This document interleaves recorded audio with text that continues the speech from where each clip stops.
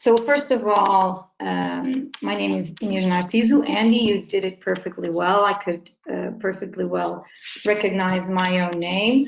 I worked in law enforcement for a couple of years, and now I'm currently in academia. And I'm here to talk to you about our work in tackling disinformation during the Portuguese elections, where I used actually quite a lot of what I'd learned in law enforcement, where I coordinated a project on open source intelligence and undercover online operations. And I hope that you kind of get the idea that academia is actually a really interesting world to go into if you're working on OSINT. I actually now teach digital methods to students, so teaching them how they can use some of the OSINT techniques to collect information, to analyze information. And I think this project will give you a good idea on that. So let's get started. So when I left law enforcement in the summer of 2019, I joined ISCTE, which is a Portuguese university, and we immediately started to talk what we wanted to do. And one of the projects they had, and which I could pitch in, was actually monitoring disinformation. And they were quite concerned in 2019, so last year, on the October elections. So we had parliamentary elections coming up in October. Now we started discussing what we could do, and we joined with a partner, which is Democracy Reporting International, that actually gave us the funding for this project.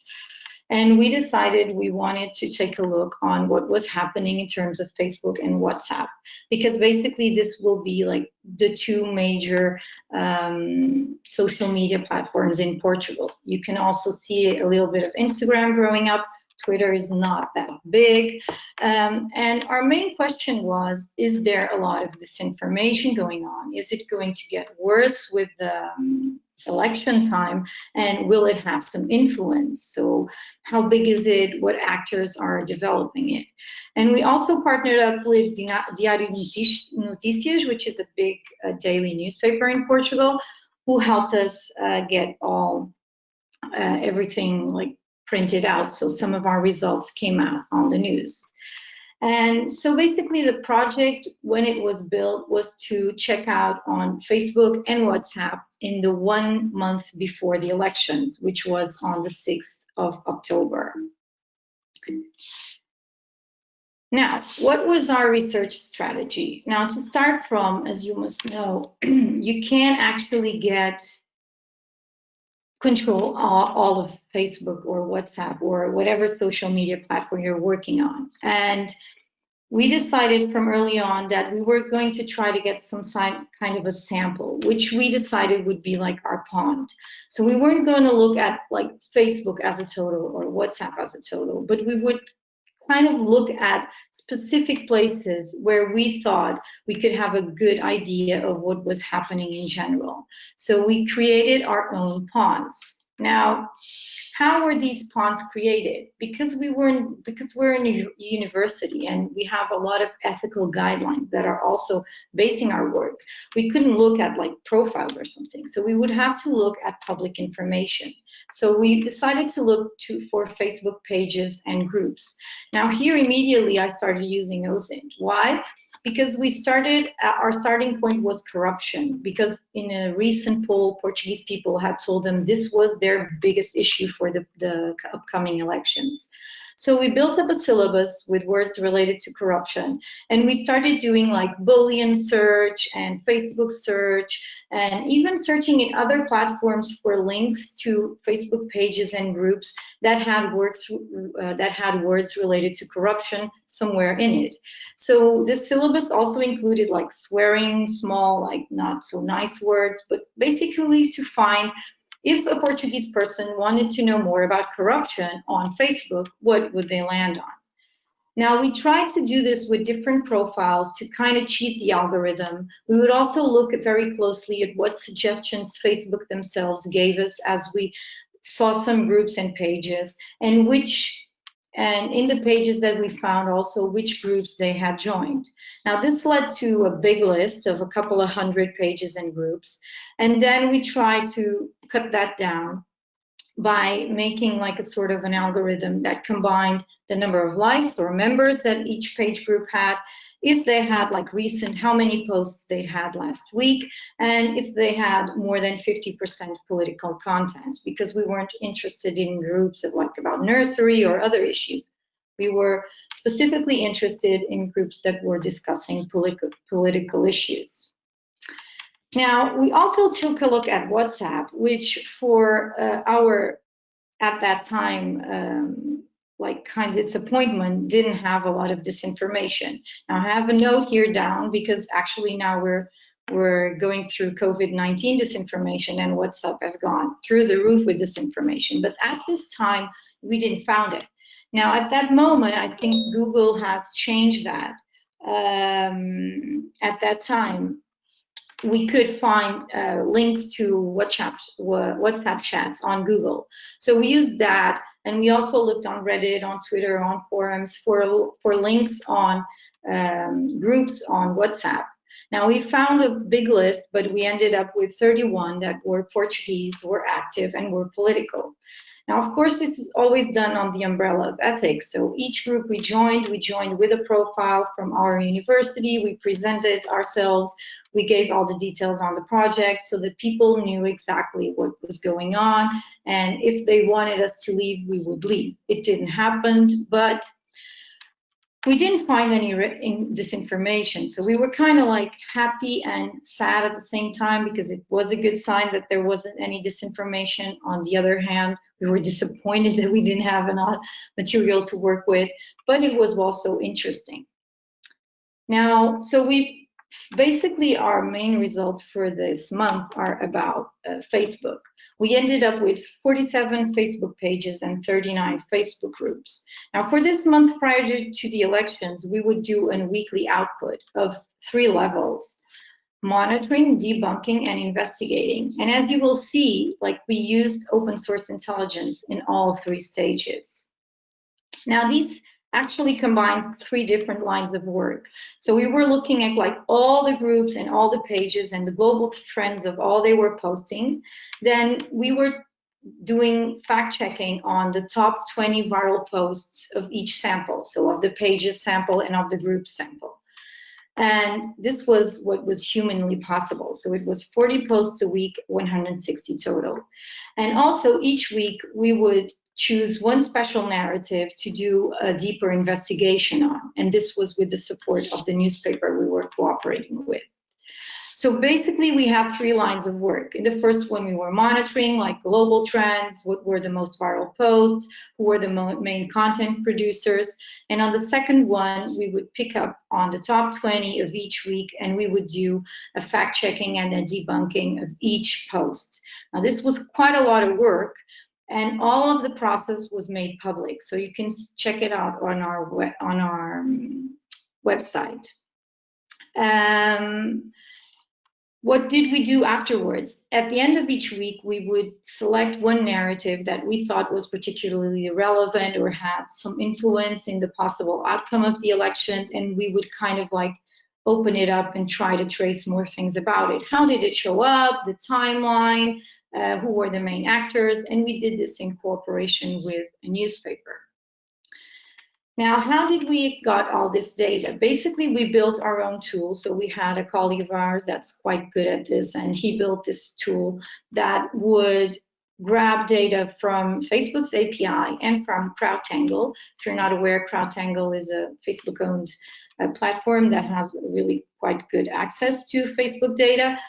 And we also used IBM Watson to do some language analysis of what were the main words or keywords being used. Now, this was the first level of monitoring, and these are our conclusions from what we've monitored. Now, one of the interesting things, if you will do research or study this information, is that pages and group work quite differently. And in Portugal, one of the things we noticed was that pages are actually quite professional, producing content. So they would have about 170 interactions per post. They wouldn't have so many posts, but for each post, they would have a lot more interactions. On the other hand, groups is like more crowded, it's more confusing, and some posts get viral, others don't, but you have a lot more content coming in. Now, what were the main characteristics that we found on the 47 pages we were checking on?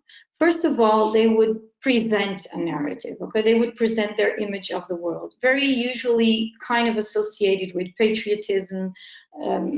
We had a lot more cases of more extreme right than actually extreme left pages. They would share a lot of each other's content or link to their own website in some cases. And most of them were anonymous. I have an example here to show you where he isn't, but most of them were, which always leads you with the question of why are people doing this? Because it's a lot of work to produce professional content and to have a website and all of that. And it always struck us a little bit that why are people anonymous? Why are not they are not showing their views? In groups, it's different. It's like kind of like a chat. It's a network, right? And here you could see like not that much a presentation of the world on a certain perspective, but actually more aggressive, offensive, going borderline against the platform's policy kind of speech. But you would also have like the positive things and people like sharing things about crowdfunding or something like that, the kittens, a lot of YouTube links, a lot of media content being shared in these groups, and also memes, of course, and parody and jokes. Now, this is like the biggest page that we monitored, which is from a gentleman that is not even famous, but he has 140,000 people liking his page. Now, for you guys, it may not seem like a lot, but if you compare Portugal population with, for example, US population, that would be a page with 5 million likes. Now, that's quite a lot, right? And here you have the biggest group, which is a group supporting a judge that fights corruption. And of course, he's not linked to this group in any way. And this has about 100,000 members. Now, how did we worked with the top 20 most viral posts of pages and of top 20 of groups every week? Now, we had like a workflow in which I would open each post, I would categorize it for type of content, like if it's a link, it's a meme, it's text with video, what kind of discourse, if it's informative, it's an opinion, and then we would use fact-checking methodologies to assess each post. Now, as you must know, like we would use a lot of open source intelligence in this stage as well. And we published, and it's still visible, all of our debunking process. So how did we get to this conclusion? Because this image is actually from this site, and it's actually not from this moment, or this location is actually somewhere else, etc., etc. As we would identify this informative content, we would also make a division between what we would consider incorrect content, which was actually blatantly false, from inaccurate content, which would be content that we thought wasn't completely false, but could be quite easily misleading.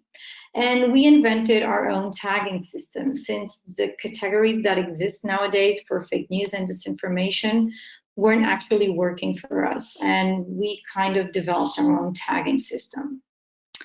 Now, what were like the conclusions? It was quite scary actually, because both in the pages and in the groups, we found a lot of disinformative content. So as you can see, about 2/3 of it are disinformative, either inaccurate or incorrect. And actually the same happened in the groups. So in both ponds, about 2/3 of the analyzed content was potentially disinformative. Now, you may think that actually our sample was quite small, because it was like 120 posts at the end of the month, and 120 posts in I don't know how many thousand posts seems like very small, but actually our sample was 11% of all interactions that occurred in both ponds in that period. So it was quite big. Now here we developed our own tagging system regarding of how did these producers or whatever, how did this person that posted incorrect or inaccurate content made it not true. And you have different ways of doing it, as you will see in some examples further on. You can have like unsubstantiated accusations, you can have a out of context timing, and this showed up a lot. You can have the text of the post leading to a wrong interpretation of what's linked. And all of these tags, they were given into each post so that in the end we could see which tags would prevail and show up more. And as you can see, some of them are actually happening a lot. One of them is recycling. Now, another interesting thing is we divided tags between intra-Facebook and extra Facebook, so link content. And that also led us to an interesting conclusion, as you will see. Now, here in the debunking process, we used quite a lot of open source intelligence. One of the things we found a lot was recycling of all old content. So what basically these fake news websites would do is they would pick up an old article and they would change like the date, the visible date of the article to now, and they would repost it. But actually in the source code of the page, for example, there would be like the initial publishing date, and we could see on the archive, for example, how that page had changed and how they had like reused it a number of times, just changing one thing or another in the title. Another thing is finding the original video or image, where you would see like images being repurposed or used to pass the wrong message that were actually from something else. We also identified manipulated images and videos. It was also quite important to know a lot about Boolean searches and Google dorking to, in a kind of fast time frame for me, doing like the 40 posts a week, to find multiple sources to validate what we would say was inaccurate or accurate. Geolocation, we had some issues where we had to geolocate a video or images. Deep web databases to verify data, and it's not as easy sometimes as it looks, because it's like to find some data, it's very difficult. As I was saying, cached versions of web pages to see changes made, and so on and so on. Now, here there are some examples, but basically this one is actually supposedly a good newspaper in a magazine in Portugal, but they chose to pick up this picture where the prime minister is hugging someone that has nothing to do with the article himself, and the title is also like very misleading. And this picture was being shared openly to say that these two men were actually friends, and you can see their family gate, so the association. And actually they aren't, and the picture was quite old from another situation. Now here you can also see this recycling of old news, like this page is like a clickbait website, and they would recycle a lot of things and like just change the date. And here they would say that the government is actually raising electricity bills where they aren't. Here is a good example because it's a fact-checking actually link to a fact-checking website. We only have 2 in Portugal, and this is about the issue of characters and how when we change something from a site to Facebook, the title will be cropped out. And what happened here was there was this claim that a refugee would get a lot of money, where someone who's on retirement only gets a little bit. And they debunked this claim, showing it was false. But as you can see in the image, actually in the end, you don't get the answer, so you only get the 3 dots. And this was reshared, like you can see 3,000 something times, with a text saying, even the fact-checking platform says we are right because they're earning all this money. And actually nobody clicks on the link. So this was a really unfortunate situation, also for the people in the picture that were actually molested on the street. So this also gives you an idea that disinformation is not only virtual, it actually has an impact in people's lives. Now, this is a final example of some work we did. This was also like clickbait Spanish newspaper that was saying that Muslim imams were saying that minors should get married. Of course, all of it wasn't true. It was completely distorting. A very old interview done to a Danish newspaper years before. But here, once again, like you have a text that leads you, makes a suggestion of interpretation of the link below, saying that this is going to happen, and actually in Portugal it's going to happen. So this was also very interesting until we found where did this picture came, where did this interview came, and what were actually the facts. Now, one of the main conclusions we got to, as uncomfortable as it was to Facebook when we sent it over to them, is that actually 91.35% of content had intra-Facebook tags, which means that those actions like either recycling or the accusations or incorrect facts or whatever tag we identified were intra-Facebook. And only 8.65% only had link-related tags, which means it was like a fake news or a disinformative content completely out of Facebook that was shared in Facebook without any other notice. So this is quite interesting as well. Now, as I told you, in the third level, what we did was we investigated also, we went to investigate some of the most relevant disinformation narratives.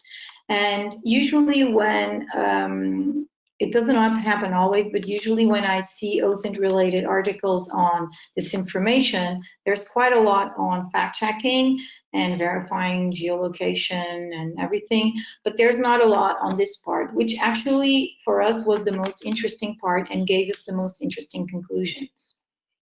Now, I have a video to show you here because of the 4 weeks that we did, every week we did one. In the last week, we were supposedly going to do another narrative, but on the 4th of October, so actually the elections were on the 6th, so 2 days before the election, and in the last day of campaign, because in Portugal on the 5th we have like a rest day where you can't discuss politics. There was an old man that confronted our prime minister on a false narrative that was circulating on Facebook, on Twitter, basically everywhere, on Instagram, even in some websites, that the prime minister had been on vacation during the very terrible forest fires we had in 2017. I'm sure many of you have heard of this because it came like on international news. And this old man, in the end of the day, like the last day of campaign, went to talk with our prime minister in a street rally in Lisbon. And it's a very short video, but you can see the prime minister's reaction, and he keeps saying mentira, which is that's a lie. And it kind of almost costed him the election. I hope you can see it. Oh no, wait, I tested this before, so it should be worse. He's saying it's a lie, it's a lie. And the old man is saying, you weren't there, and he's saying, that's a lie, that's a lie. And as you can see, securities kind of had to stop him to avoid that it was going like really south.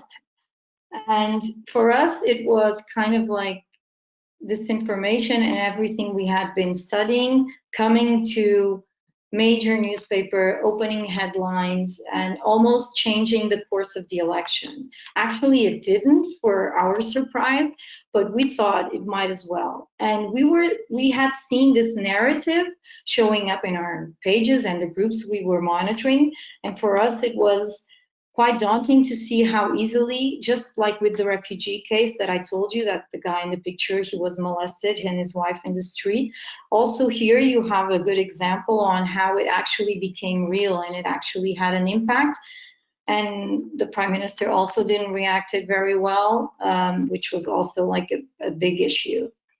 Now, just to give a context to you, in 2017, in the 17th of June, a very big forest fire outbroke in the center of Portugal in an area called Pedrógão. And it was so big, and we were quite unprepared, actually, and it led to a lot of people dying, as you can see in these cars where people actually died because they tried to run and they couldn't. And when the fire broke out, and people started dying, the prime minister went to this location. He was there for during the following week, and he was there also in the first celebrations of the funerals. And then in the beginning of July, about 2 to 3 weeks later, he went on vacation. Now, at that moment, that was seen less positively by a lot of people. And somehow, in the course of 2 years, from him going on vacation 3 weeks after these deaths, it became the narrative of actually he wasn't there, he went on vacation during the fires. And this was what this old man was confronting him about and accusing him of. Now, why is this important, this idea of narrative that I keep talking about? Because for me, from an OSINT perspective, and also from my research colleagues, we actually found out that this idea of narrative is really quite strong to understand this information and to do research and to investigate this information. Because if you think about it, every disinformation post has a narrative behind it. And if also that narrative is associated with keywords. So if you think about the words Bill Gates, COVID-19 vaccine, you know what narrative I'm talking about. And probably if you Google it or if you search it on Facebook or on YouTube, you will get a lot of disinformative content. Now, the idea of narrative also is associated with a subliminal message or a trusting message, which is kind of like when our parents told us like Red Hood stories and like kindergarten stories to pass us the message you shouldn't talk with strangers, or the message of you should never deviate from your way home. Now, in this information, what we feel is like the main subliminal message is don't trust institutions, trust us. We know what's the truth. So those institutions can be media, can be the government, can be law enforcement, can be science, doctors, experts, but the message is kind of always the same. Like those in power are giving you the wrong information and we have the right information. Now, the main power of keywords associated with a narrative is that we can quite easily track it down. And it still comes to us as a surprise how platforms that are tackling disinformation haven't used this to remove it. Because I'm pretty sure that if Facebook put Bill Gates COVID-19 vaccine in their systems and red flagged everything and just removed probably some fake true content in it, that most of it wouldn't be true. And it's quite easy to train AI, and we're working on research with that right now, to find narratives, posts associated with a narrative once you've identified the narrative and the keywords associated. So basically that's what we did. We built up a syllabus of the main keywords that were associated with this narrative, and we put them in different tools. Now here, just like to find the groups and the pages, we were thinking about a multi-system, like as much as we can gather tools. So we used CrowdTangle, we use Crimson Hexagon, which is another social media platform we have access to. We use Twitter search. We use Twint also to extract data and search for data. We used Facebook themselves. We used Google Boolean searches, Google Trends, and we also used Gephi to. Gephi is a network visualization platform to kind of get an idea of how these things were spreading. Now, as we inserted the keywords and we started doing like an Excel spreadsheet of all these posts, we ended up with 326 original posts, either from Twitter or Facebook, with the link, the time, the agent, so who would share it, and the interactions. Now, this is from the event himself, from the summer in 2017 up to the day of the elections. Now, what did we find out as we analyzed all the data from these posts?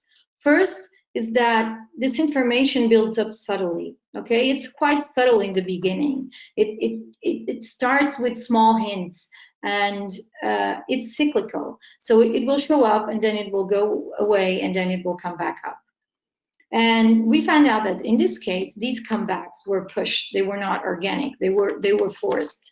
And another kind of disappointing conclusion was that the fact-checking was actually not effective. So we had more fake posts pushing this narrative after the fact-checking had been done than actually before. We also found out in this specific narrative that there was great responsibility from the main opposition party and their party members. And finally, we also found out that most people who believed it were either older people or immigrants, in this case, Portuguese people living abroad. Now, it builds up subtly. So as you can see here, it's like just some examples. But here you have Nuno Melo, which is a parliamentary deputy. He's in the European Parliament for a right-wing party. And he says, always that there is crisis, the prime minister is abroad. And this is in December 2017. And then in October already, this lady had said, okay, close the airport. Costa, which is our prime minister, should go on vacation again today. And then in the following year, in the fires, so in 2018, still 1 year before the elections, you have this deja vu, which means like, okay, where is the prime minister? There's fires again. He's probably going on vacation. So this starts like quite with hints, you know, subtly making jokes about it. But it kind of starts getting into users' minds because you get from all these pages and groups constantly this hint. And not only from pages and groups, but actually statements of politicians. I mean, this wasn't the only one we caught. We caught quite a lot of politicians hinting on this message during these 2 years. Now, we did a timeline of the 326 posts, and here we also found out quite interesting things. First, as you can see that actually the narrative like shows up a little bit still in 2017, then it starts in the fires of 2018, but actually it doesn't actually catch a track. But then in November 2018, there's a page from the main opposition party that starts pushing it with quite a lot of profiles, resharing it, and it starts becoming quite more viral. And then it disappears again during the beginning of the year. And then in May, when we start seeing the preparation for the elections and they start doing like this pre-campaign, this, again, an anti-government page pushes it back again with quite a lot of resharing by like shady profiles, and it comes back again. And then in July 2019, we have the fact-checking article that doesn't have any effects. And actually, it only slows down when the opposition party leader says it's true. And then there's a lot of people saying, no, it wasn't true. And it slows down, but it actually comes back again in the first 2 weeks prior to that confrontation that you just saw in video. So you can see it coming back and forth. You can see that the fact-checking article didn't stop the narrative, only when there was like media coverage saying actually it's not true, when the opposition party leader said it, but you can still see it come back. So it's quite interesting to see how it works and how actually these pages worked to make this narrative come back. Now, the other thing we found was this inorganic pushing. So one of the things we did was we got the IDs on Twitter and Facebook of everyone who reshared a certain post. And it was interesting to see that, like, you can see, like, there were a lot of people sharing less than 5 posts, but there was a small group of of people sharing 5 or more posts. Now, these people that were sharing 5 or more posts were responsible for half of the posts. So actually, like, in terms of how many times they shared, it was less, but in the end, they compiled almost half of it. And then we went to analyze these IDs that were sharing 5 or more posts.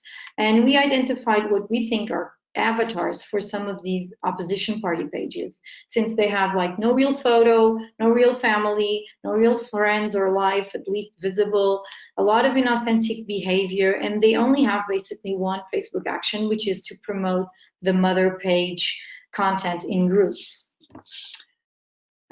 So here's like one example of one of our friends that was actually pushing this narrative. So pages would publish this, and all these avatars would republish it in 10, 20 groups in like a question of minutes. Now, actually, also, we kind of collected a lot of proofs on the responsibility from the opposition party. Not only on official statements by the opposition party leader, as I told you. Here is Salvador Malheiro, which is he's city hall mayor of the opposition party, also saying he was on vacation. And here on this side, you have a picture, and this man here more to to the left, so on the smallest one here, almost a little bit bald man. He was responsible by one of the pages of the opposition party, and he actually, in this conference, he gave like a talk on how to manage social media and promote content, and he was running all these avatars, like pushing this narrative with the icon of the party and with authorization and links to the party's website. And actually, when it came out in the newspaper, he was quite at that moment there was like a slowing down, but actually he's back on track again, doing like his fake news stuff. Finally, just to finish it up, who believed in it? Like a lot of people did, actually, as you saw that old man, and we kind of took all the profiles from the comments of the people who believed it, and really quickly from what was public tried to identify, and what we found was predominantly it was older people and Portuguese people living abroad that probably aren't that much aware of what's going on the news, so they could like only see what's happening in Portugal through social media.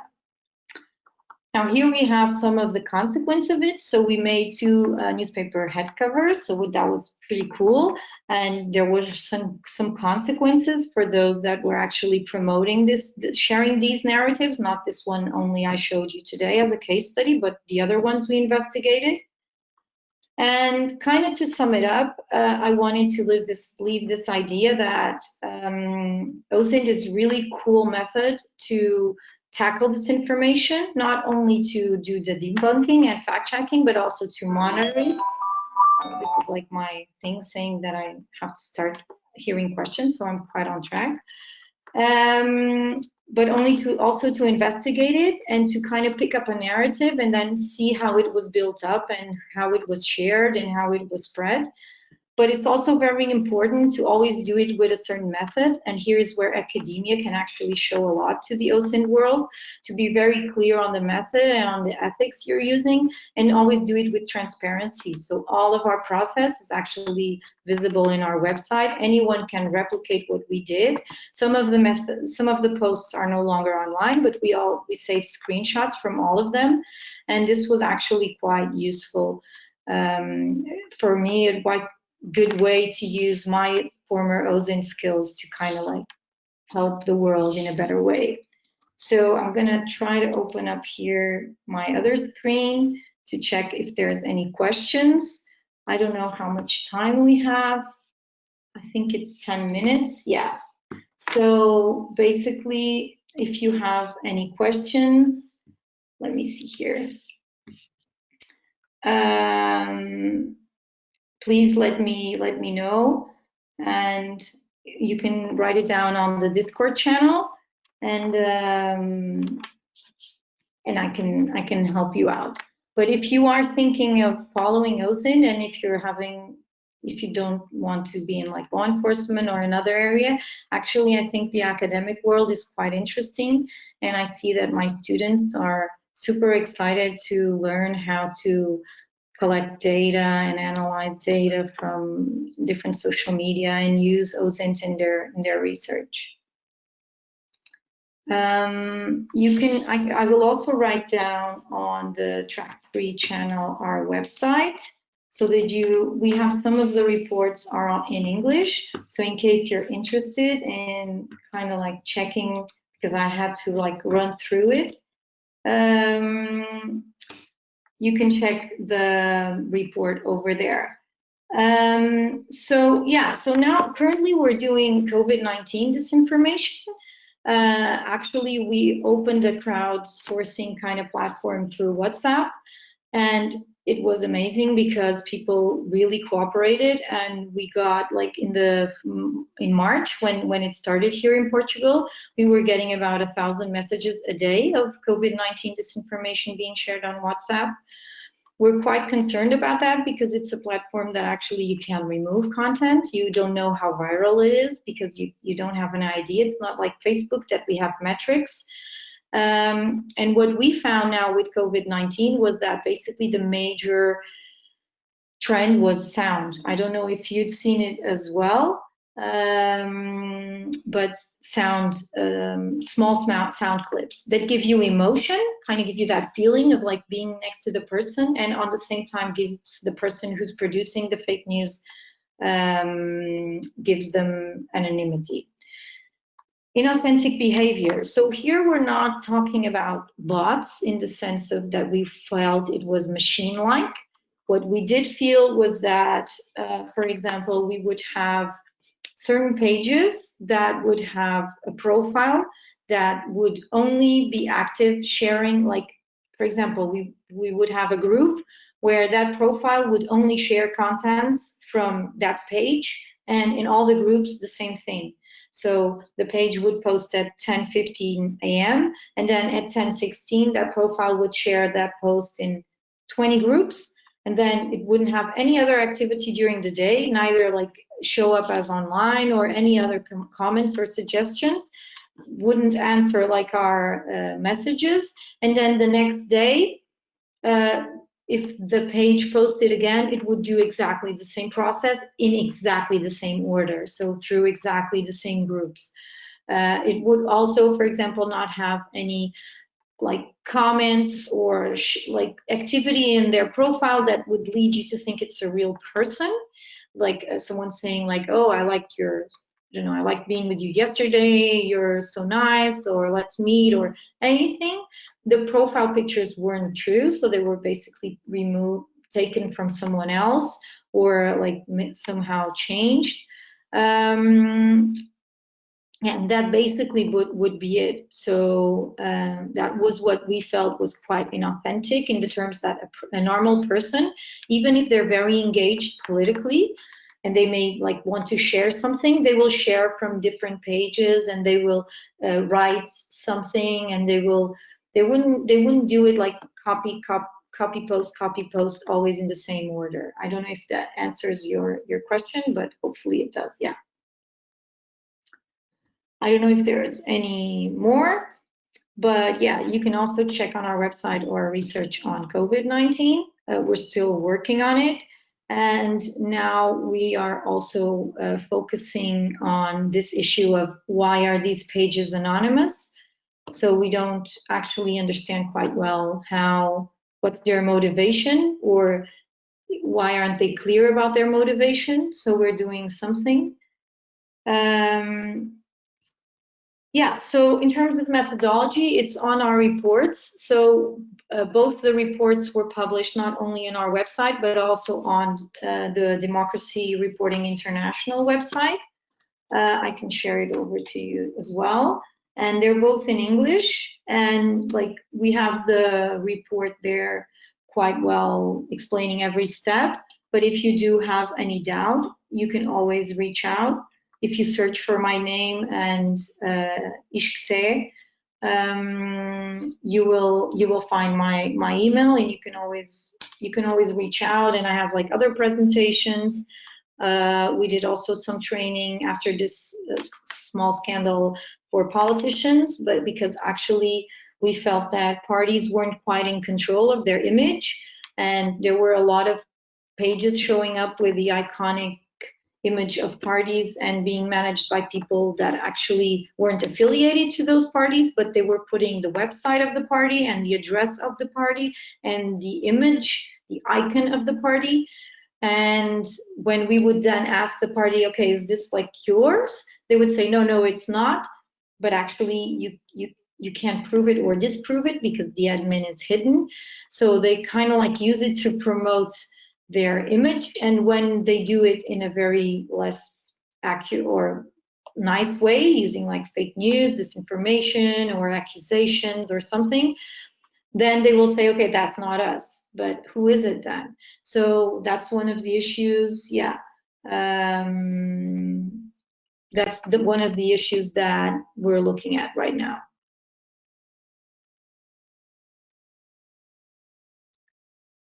And yeah, it's quite interesting to see. So there you have this. We have like 2 minutes left, and then I'll leave you guys, but there's someone still typing, so I'm gonna just wait for that. And if not, we'll see each other in the chats. If you have any questions, comments, suggestions, want to cooperate in something, feel free to reach out. So they quitted, I guess. Yes. Well, no, someone's still typing. It's a long question, I guess. Yeah, so there in our website, you can see like all our debunking of the. Yeah, so Victor, this analysis was done actually for WhatsApp for the Brazilian election. There's quite a good research on that, and for Facebook as well. I can, if you want, just ping me through Discord and I'll show you the links to the research done on the Brazilian elections, because there was quite a lot. And actually our WhatsApp tool that we used to collect data from WhatsApp was from Brazilian colleagues that had done that in the Bolsonaro election. So guys, thank you a lot for your time. It was really nice to be here at Leia Ray. It's been a dream since I've been working in law enforcement, but unfortunately due to previous job, I couldn't, and now I can. So it's quite exciting to be here among all these people, especially people I've been like looking up to for so many years and that have taught me quite a lot of what I know today. Thank you so much.